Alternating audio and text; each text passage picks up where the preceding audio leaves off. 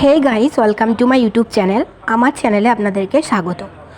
তো আমার চ্যানেলে আপনারা যদি নতুন হয়ে থাকেন তাহলে অবশ্যই ভিডিওটা সাবস্ক্রাইব করে নেবেন। তো আজ আমি বানাবো মাটির জগন্নাথ। তো সেই জন্য মাটিটাকে ভালো করে মেখে নিয়েছি। এরপর জগন্নাথের মাথাটা বানিয়ে নিচ্ছি। তো জগন্নাথের নাকটা কিভাবে বানাচ্ছি তোমরা দেখতেই পাচ্ছ। তো এইভাবেই জগন্নাথ দেবের নাকটা বানাবে। এরপর গায়ের সাথে জগন্নাথ দেবের মাথাটা আমি বসিয়ে নিচ্ছি। তো সেজন্য জল দিয়ে মাটি দিয়ে ভালো করে বসিয়ে নিচ্ছি, তোমরা দেখতেই পাচ্ছ। এরপর জল দিয়ে ভালো করে স্মুথ করে নিচ্ছি জগন্নাথ দেবকে। এরপর আমি বানাবো হচ্ছে জগন্নাথ দেবের হাত। তো জগন্নাথ দেবের হাত বানাচ্ছি কিভাবে তোমরা দেখতেই পাচ্ছ। তো এইভাবেই জগন্নাথ দেবের হাত বানাবে। তো এটাও জল দিয়ে স্মুথ করে নিলাম। এরপর জগন্নাথ দেবের হাতটা আমি বসিয়ে নিচ্ছি জগন্নাথ দেবের গায়ে। তো কিভাবে দেখতেই পাচ্ছ, এইভাবেই তোমরা জগন্নাথ দেবের হাতটা লাগিয়ে নেবে। তো জগন্নাথ দেব হয়ে গেল। এরপর আমি জল দিয়ে জগন্নাথ দেবটা ভালো করে স্মুথ করে নিলাম যাতে কোনো ফাটল না ধরে। তো জগন্নাথ দেব হয়ে গেল। এরপর আমি বানাবো হচ্ছে বলরাম। তো বলরামটা কিভাবে বানাচ্ছি তোমরা দেখতেই পাচ্ছ। আমি যেভাবে জগন্নাথ দেব বানিয়েছিলাম ওইভাবেই বলরামটা বানাচ্ছি, কিন্তু জগন্নাথ দেবের মাথাটা একটু স্মুথ ধরনের হয় এবং বলরামের মাথাটা একটু লাপ আকৃতিক হয়। ওই জন্য মাথাটা একটু লাপ আকৃতি দেওয়ার চেষ্টা করছি। তো জগন্নাথ দেবের মাথাটা করে নিলাম, তোমরা দেখতে পাচ্ছ। এরপর আমি গায়ের সাথে মাথাটা লাগিয়ে নিচ্ছি, জল দিলাম এবং মাটি দিলাম। এরপর মাথাটা লাগানো হয়ে যাওয়ার পর ভালো করে জল দিয়ে আবারও স্মুথ করে নেব যাতে কোনো ফাটল না ধরে। তো তোমরাও এভাবে করে নেবে। তো যাই হোক, এরপর আমি বানাবো জগন্নাথের নাক, বলরামের নাক। তো বলরামের নাকটা কিভাবে বানাচ্ছি, যেভাবে জগন্নাথ দেবের নাকটা বানিয়েছিলাম ওইভাবে বলরামের নাকটাও বানিয়ে নিচ্ছি মাটি দিয়ে। তো এরপর বানাবো হচ্ছে বলরামের হাত। তো বলরামের হাতটা কিভাবে বানাচ্ছি তোমরা দেখতেই পাচ্ছ।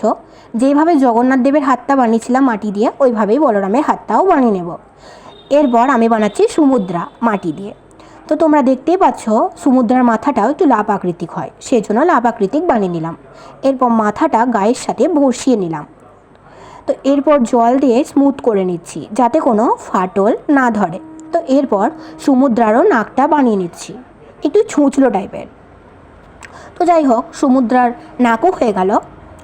এরপর আমি বানাবো হচ্ছে মা লক্ষ্মী। তোমরা লক্ষ্য করেছো কিনা জানি না, জগন্নাথ দেবের পাশে একটা কিন্তু মা লক্ষ্মী থাকে। তো ওই মা লক্ষ্মীটাও আমি মাটি দিয়ে বানিয়ে নিচ্ছি। তো মা লক্ষ্মীটা হয়ে যাওয়ার পর স্মুথ করে নিলাম। এরপর আমি এটাকে রোদে শুকাতে দেব। তোমাদের সাথে কথা বলতে বলতে দেখতেই পাচ্ছ জগন্নাথ দেবটা তৈরি হয়ে গেল। এরপর আমি এটাকে কন্টিনিউয়াসলি 2 দিন রোদে শুকাতে দিলাম। তো 2 দিন রোদে শুকানো হয়ে যাওয়ার পর এটাকে আমি সাদা রং করে নিচ্ছি। অবশ্যই তোমরা মনে রাখবে, জগন্নাথ দেব হোক বা অন্য কিছু মাটি দিয়ে কালার করার আগে অবশ্যই সাদা রং করে নেবে যাতে কালারটা ফুটে ওঠে। তো আমি এখানে সাদা রং ব্যবহার করিনি, আমি এখানে খড়ি মাটি ব্যবহার করেছি। তো খড়ি মাটিটা দিয়ে ভালো করে কালার করে নিলাম, সাদা কালার।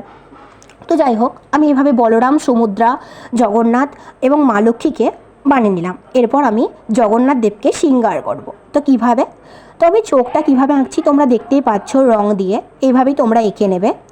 এরপর আমি বানাবো হচ্ছে চোখের গুলি। জগন্নাথ দেবের চোখের গুলিটা একটু বড় বড় হয়, তোমরা কিন্তু সবাই জানো। তো আমি জগন্নাথ দেবের চোখের গুলিটা বানিয়ে নিচ্ছি, তোমরাও এভাবে বানিয়ে নেবে। এরপর জগন্নাথ দেবের ঠোঁট, তিলক এবং জগন্নাথ দেব তো সবাই জানো কৃষ্ণবর্ণের হয়, তাই কৃষ্ণবর্ণ করে নিচ্ছি। তো যাই হোক, জগন্নাথ দেব কালার হয়ে গেল। এরপর আমি জগন্নাথ দেবের শৃঙ্গার করছি, কিন্তু আমার কাছে তো সাদা কালার নেই, ওই জন্য আমি খড়ি মাটি দিয়ে কালার করছি। তোমাদের কাছে সাদা কালার থাকলে তোমরা অবশ্যই সাদা কালার ব্যবহার করবে। তো যাই হোক, তোমাদের সাথে কথা বলতে বলতে জগন্নাথ দেবের নাকেরও তৈরি হয়ে গেল। এরপর জগন্নাথ দেবকে আমি কালার করে নিচ্ছি, গাটা করলাম হলুদ কালার। তো যাই হোক, এরপর জগন্নাথ দেবের গায়ের মধ্যে একটু শৃঙ্গার করে নিচ্ছি যাতে দেখে মনে হয় এটা ধুতি পাঞ্জাবি টাইপের, মানে চেষ্টা করছি আর কি। তো তোমাদের যেমন ইচ্ছে তেমন করতে পারো, পদ্ম ফুল করতে পারো, কোনো মালা করতে পারো। তো যাই হোক, আমি এরকম ধরনেরই করলাম। এরপর জগন্নাথ দেবের হাতে শঙ্খ করে নিচ্ছি, কালার করে নিচ্ছি, দেখতে পাচ্ছ। এরপর চক্র করলাম, এরপর ভার্নিশ দিলাম। এবার আমি একটা কথা অবশ্যই বলতে হবে, ভার্নিশ কিন্তু মোস্ট ইম্পর্টেন্ট। মাটির জিনিস যখন বানাবে অবশ্যই ভার্নিশ দেবে, কারণ ভার্নিশ না দিলে কিন্তু কালারটা ফুটে উঠবে না।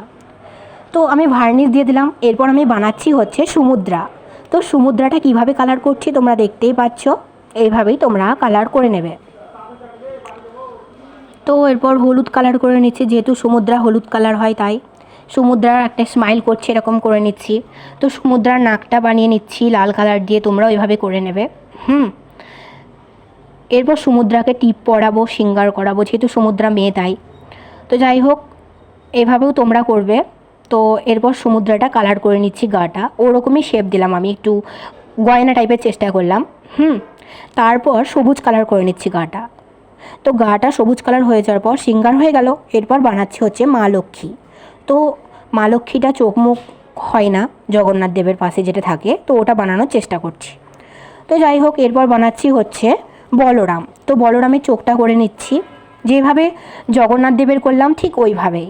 তো যেহেতু বলরাম সাদা কালার হয় তাই আর কালার করলাম না, ওই যে সাদা খড়ি মাটি করেছিলাম ওটাই আছে। তো ওর ওপরই একটু ডিজাইন করে দিচ্ছি। তো জগন্নাথ দেবের গাটা করে দিলাম নীল কালার। এরপর দিয়ে দিচ্ছি ভার্নিশ।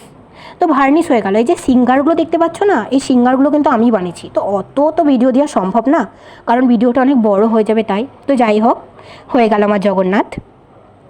তো কেমন লাগছে জগন্নাথটা অবশ্যই কমেন্টে জানাবে। ভালো লাগলে লাইক করবে, কমেন্ট করবে, শেয়ার করবে। তো আজকের মতন এইটুকুই। জয় জগন্নাথ।